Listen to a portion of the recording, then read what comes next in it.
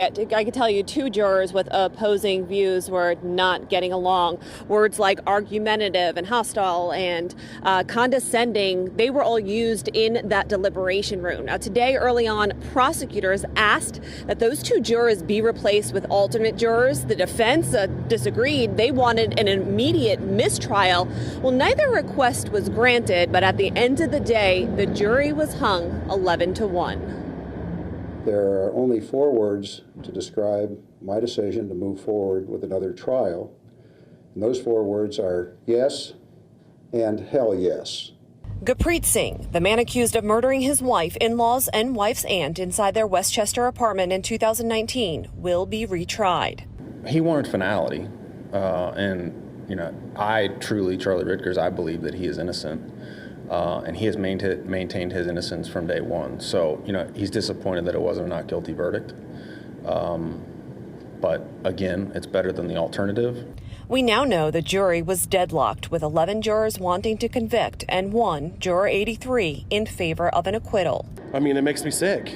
I feel like justice wasn't served. Wesley and Tony are 2 jurors who feel Singh is guilty. Justice wasn't served today. Plain and simple. These men say juror 83 had her mind made up even before the evidence was deliberated. She told us the first day of deliberation that she's not budging. This juror thought that there was endless possibilities that could have happened and that she wasn't willing to accept the evidence. While jurors have the right to make up their own minds and choose what witnesses to believe, these jurors say at times juror 83 was unwilling to deliberate. I think she came in with a conclusion and she was not willing to budge on her opinion. I think her conclusion was set before trial. Juror 83 declined to do an interview, but according to transcripts from when the courts questioned jurors about the arguing in the deliberation room, 83 said, "I've been called names. I've been told I was stupid, ignorant."